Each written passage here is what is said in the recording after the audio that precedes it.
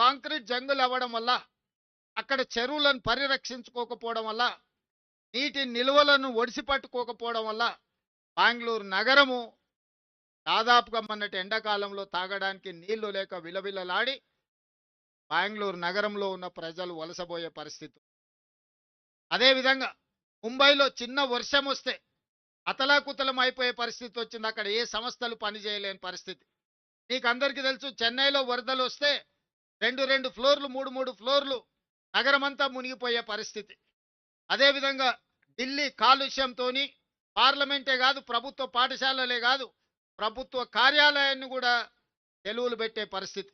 ఈ దేశాన్ని పరిపాలించే ప్రధానమంత్రి, హోంమంత్రి, అన్ని శాఖలు ప్రపంచ దేశాల పట్ల నిర్ణయాలు తీసుకునే ఢిల్లీ నగరం ప్రకృతి వల్ల, ప్రకృతిని మనం కాపాడకపోవడం వల్ల, కాలుష్యాన్ని నియంత్రించకపోవడం వల్ల పార్లమెంటు నుంచి పాఠశాలల వరకు సెలవులు ప్రకటించుకునే పరిస్థితి వచ్చిందంటే ఇది ప్రకృతి తప్పిదం కాదు, మానవ తప్పిదం. మనం చేయాల్సిన ఆలోచనలు, తీసుకోవాల్సిన నిర్ణయాలు సరైన సమయంలో తీసుకోకపోవడం వల్ల ఈరోజు ఢిల్లీ నగరం కావచ్చు, ముంబై కావచ్చు, బెంగళూరు కావచ్చు, చెన్నై కావచ్చు, కల్కట్టా కావచ్చు, ఈ మెట్రోపాలిటన్ సిటీస్ అన్ని కూడా ఈరోజు నివసించడానికి యోగ్యంగానే నగరాలుగా మారుతున్నాయి. ఇది మన కళ్ళ ముందు కట్టినట్టుగా మన కళ్ళ ముందే కనిపిస్తుంది. ఇంత ఉపద్రవం ముంచుకొస్తున్నా ఆ ఉపద్రవం నుంచి మనము గుణపాఠం నేర్చుకోకపోతే, ఆ గుణపాఠం నుంచి మనము దాన్ని పాఠంగా స్వీకరించకపోతే రేపు హైదరాబాదు నగరం కూడా ఈ 4-5 నగరాలతో పాటు 6వ నగరంగా వాటి సరసన చేరే పరిస్థితులు ఉన్నాయి. అందుకే రాష్ట్ర ప్రభుత్వం ఆలోచన చేసి ఎవరు ఏమనుకున్నా సరే, ఎవరు ఎలాంటి విమర్శలు చేసినా సరే నియంత్రించదలుచుకున్నాం, నిలువరించదలుచుకున్నాం, అవసరమైతే నిర్మూలించదలుచుకున్నాం ఆక్రమణదారులను. అందుకే ఈరోజు హైడ్రాన్ ఏర్పాటు చేసినాం. హైడ్రా అంటే కేవలం ఏదో పేదోళ్ళ ఇల్లు కూలగొట్టడానికి పెట్టినట్టుగా కొంతమంది చిత్రీకరిస్తున్నారు. నాకు ఆశ్చర్యం కలుగుతుంది. వాళ్ళ ఆలోచనలు, వాళ్ళ విధానం, వాళ్ళు ఏం చేయదలుచుకున్నారు. ప్రకృతి విధ్వంసం జరిగినా పర్వాలేదు, హైదరాబాదు నగరం కుప్పగూలినా పర్వాలేదు, ఈ నగరం కాలుష్య నగరంగా మారి ఇక్కడ ఉండే ప్రజలు వలసపోయి పారిపోయినా పర్వాలేదనే ఒక కుట్ర, కసి, కడుపు మంట వాళ్ళ మాటల్లో కనిపిస్తుంది. అందుకే ఈరోజు హైడ్రా అనేది కేవలం కూలగొట్టడానికి కాదు, నిర్మాణాలు చేయడానికి, ఆక్రమించుకున్న వాళ్ళని నియంత్రించడానికి ఎంత గొప్పవారైనా ఖచ్చితంగా చట్టం ముందు సమానులే అని నిరూపించడానికి ఈరోజు తీసుకుంటున్నాం.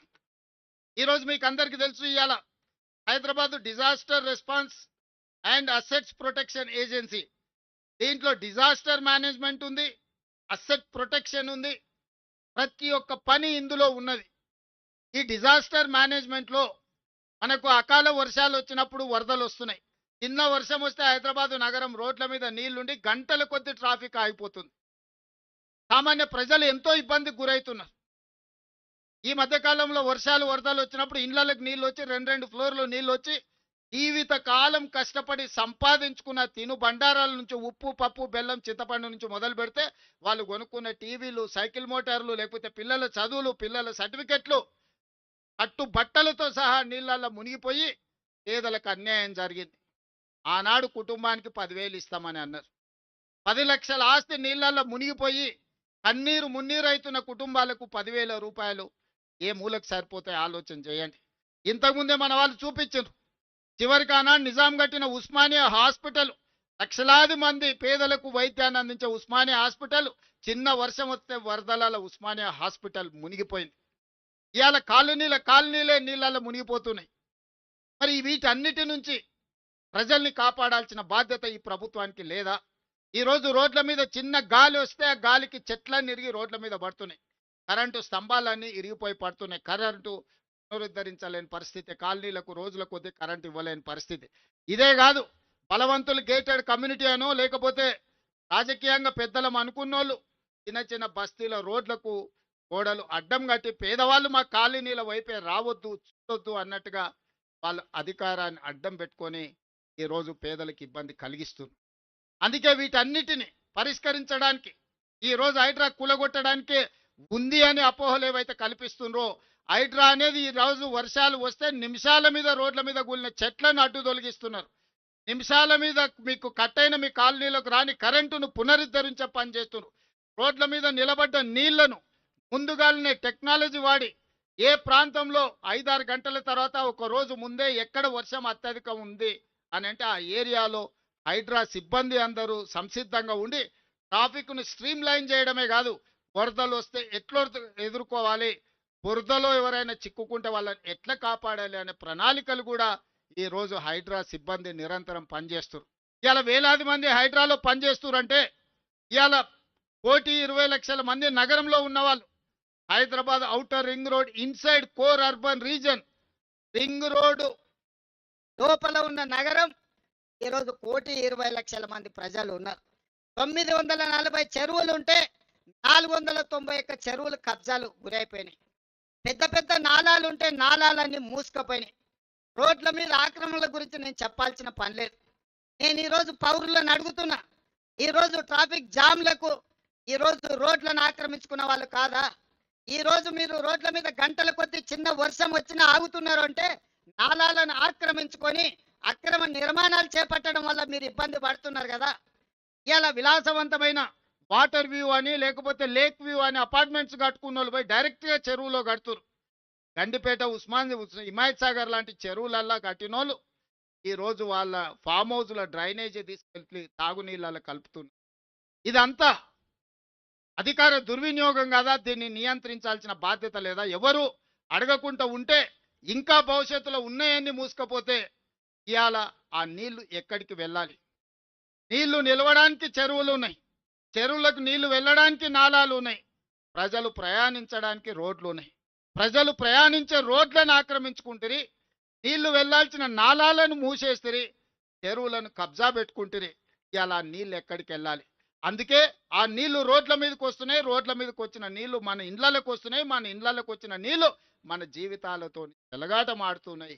అందుకే ఈరోజు హైడ్రా సంస్థని మనం ఏర్పాటు చేసి ప్రజల కోసం ఇవాళ మా హనుమంతరావు గారు బతుకమ్మ కుంట కోసం 25 ఏళ్ళు కొట్లాడి 25 ఏళ్లలో సాధించని బతుకమ్మ కుంటని ఇవాళ మనము గుంజుకొని ఇవాళ పునరుద్ధరిస్తున్నాం. రేపు బతుకమ్మ పండుగ బతుకమ్మ కుంటల్నే చెయ్యాలని అక్కడ నిర్మాణాలు చేస్తున్నాం.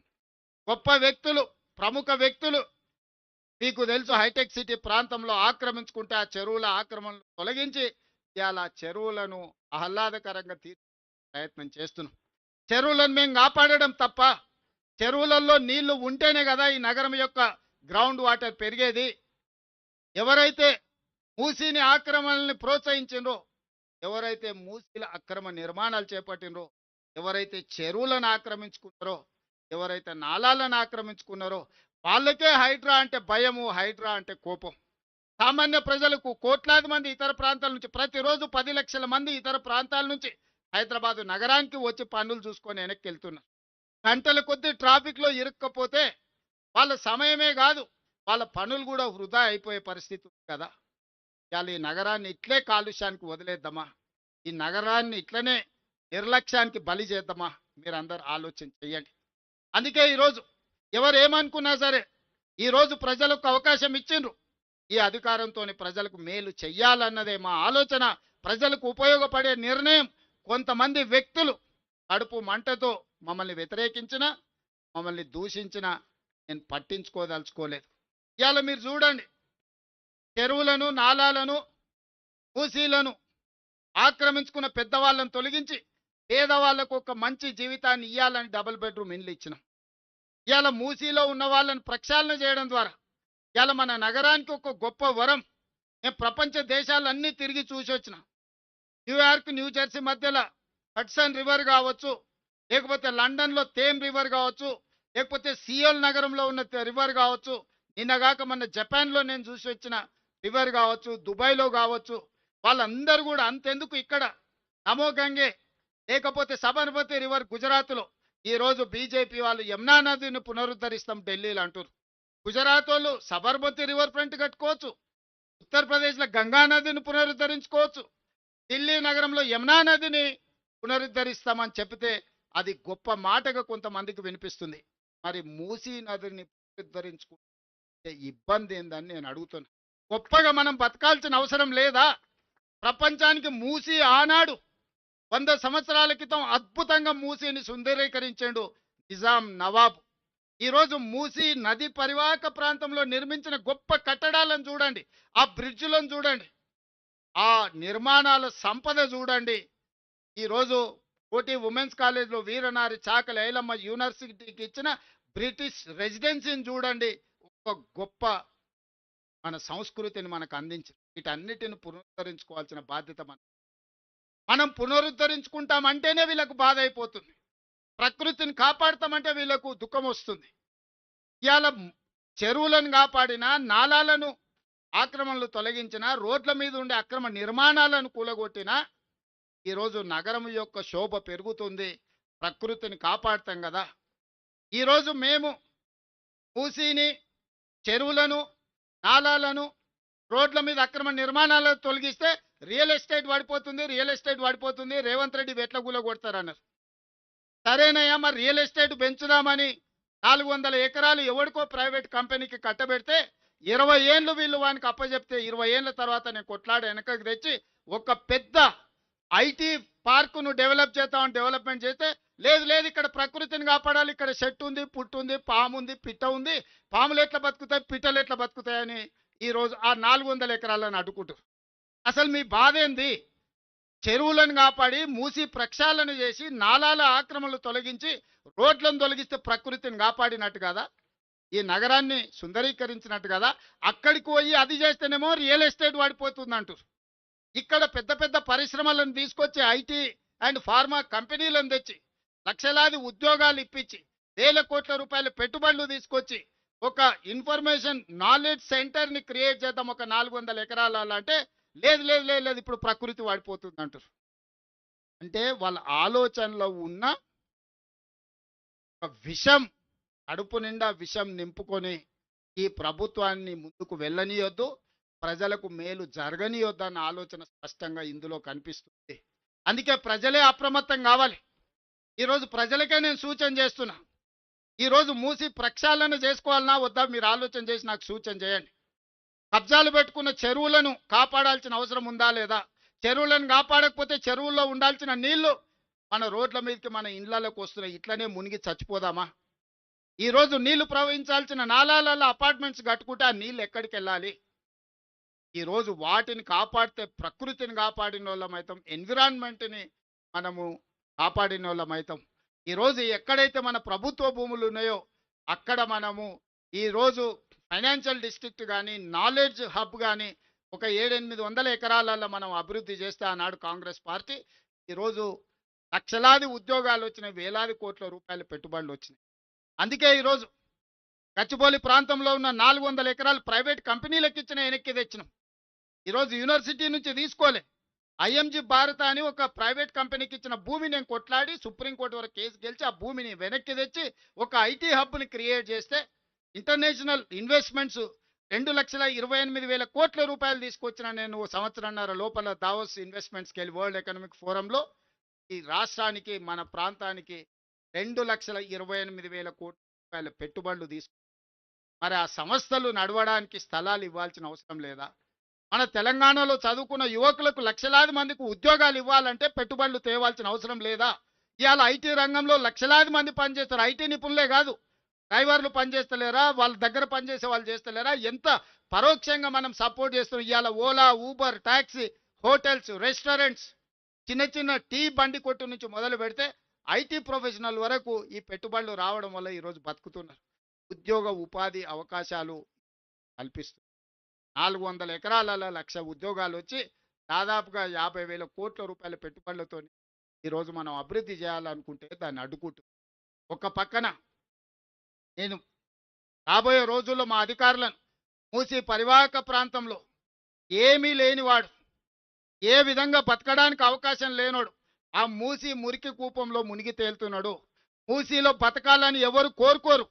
ఆ దోమల బాధ, మూసి మురికి వాసన, ఇక్కడనే ఎంత వాసన వస్తుందో మీరు చూసిండ్రు కదా. మూసిలో ఎట్లాంటి నరక పరిస్థితులు ఉంటాయో మీరు ఆలోచన చేయండి.